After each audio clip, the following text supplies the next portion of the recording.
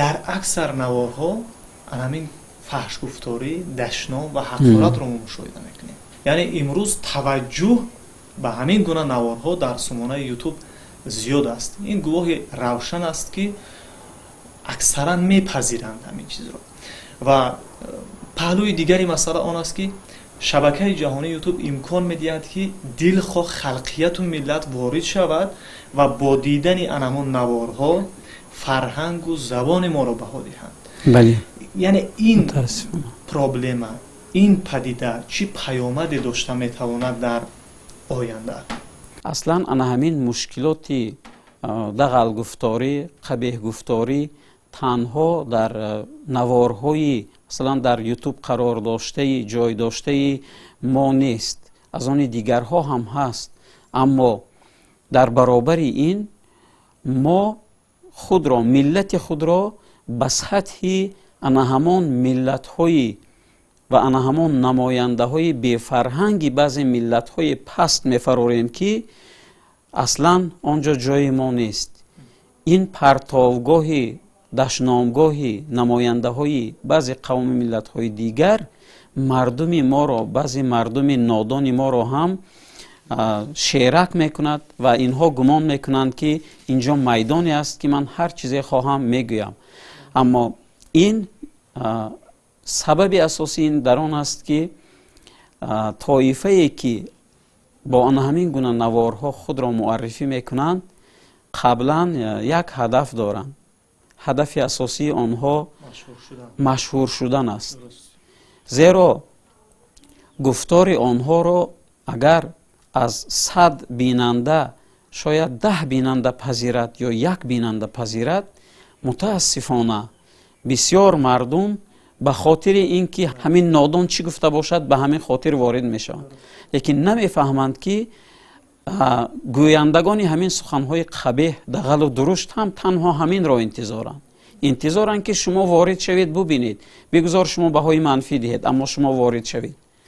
ба ҳамин хотир қаблан ба ҳамин гуна наворҳо бояд мо аксуламал умуман нишон надиҳем, яъне дар тавассути воридшавӣ аксуламал нишон надиҳем, лекин бояд ин восита ва роҳи дигари пешгирӣ дошта бошад ки то ин ки онҳо натавонанд масалан дастрасӣ ба ана ҳамин хел пайдо кардани муштариёни зиёд дошта бошанд. дастрасӣ пайдо накардани онҳо бо ҳамон роҳ мешавад ки мо ба он ворид нашавем ва онро масалан баҳогузорӣ накунем. ин чиз моро водор мекунад ки пеш аз ҳама тафаккури таҳлилӣ дошта бошем, мо саводи расонаӣ дошта бошем, то ин ки ба ҳамин гуна наворҳо, ба доми ҳамин гуна наворҳо гирифтор нашавем, ворид нашавем ба он навор.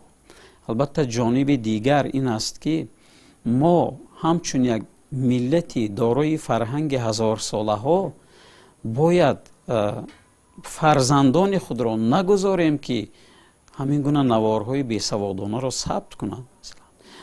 масалан шумо рафиқи як нафаре ҳастед ки ӯ саводи кофии забонӣ надорад.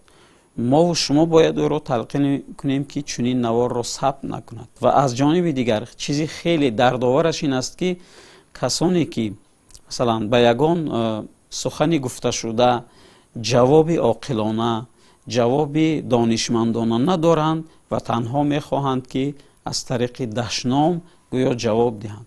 лекин мо бояд фаромӯш накунем ки дашному ҳақорат ин танҳо ошкоркунандаи тинати мо аст, ботини мо аст.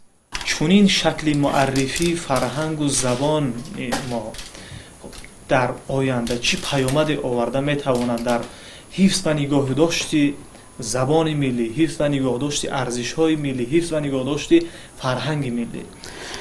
мо паёмади ана ҳамин гуна суханрониҳои кӯчагӣ, дағал, дашномомезро аллакай дидем. имрӯз рафтору муносибати ҷавонон натиҷаи паёмади ана ҳамин гуна суханрониҳо, ана ҳамин гуна муошират, ҳамин гуна гуфтугузорҳо аст.